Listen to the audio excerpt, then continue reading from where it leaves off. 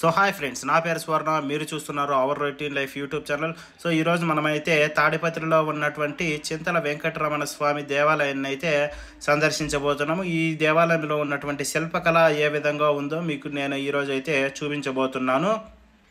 ఈ దేవస్థానాన్ని 1510-1525 మధ్య కాలంలో విజయనగర సామ్రాజ్యాధిపతుల ఆధీనంలో పెమ్మసాని పాలికుడైనటువంటి తిమ్మనాయుడు ఈ దేవస్థానాన్ని నిర్మించడం అయితే జరిగింది. పెమ్మసాని పాలికుడైనటువంటి తిమ్మనాయుడుకు ఒకసారి వెంకటేశ్వర స్వామి కలలో కనిపించి చింత చెట్టు త్వరలో ఉన్నటువంటి తన విగ్రహాన్ని తీసి ఆలయాన్ని నిర్మించమని చెప్పాడు. అందుకే తిమ్మనాయుడు ఈ దేవాలయాన్ని నిర్మించాడని ఇక్కడ ఉన్నటువంటి ప్రజలైతే చెప్తూ ఉంటారు. మీరు కనుక మన యూట్యూబ్ ఛానల్ని మొదటిసారిగా చూస్తున్నట్లయితే ఇటువంటి వీడియోస్ ఎన్నో మీకు కావాలి అనుకుంటే, నా కంటెంట్ కనుక మీకు నచ్చినట్లయితే మన యూట్యూబ్ ఛానల్ని సబ్స్క్రైబ్ చేసి షేర్ చేసి దయచేసి లైక్ అయితే చేయండి.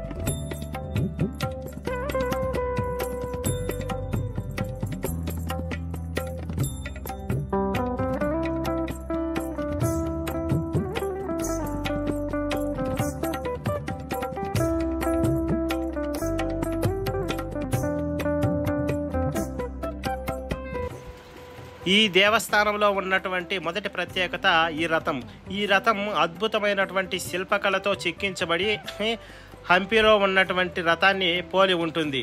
ఈ రథంలో ఉన్నటువంటి ఇంకొక ప్రత్యేకత ఏంటంటే, ఈ రథంలో ఉన్నటువంటి ఈ 2 రంధ్రాల ద్వారా సూర్యరశ్మి ప్రసరించి వెంకటేశ్వర స్వామి పాదాల వద్ద అయితే పడుతుంది.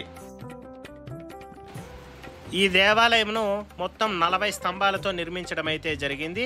ఈ 40 స్తంభాలతో పాటు ఇక్కడ ఉన్నటువంటి శిల్పకళను చెక్కించడానికి అప్పట్లోనే వారణాసి నుండి శిల్పులను ఇక్కడికైతే పిలిపించడం జరిగింది.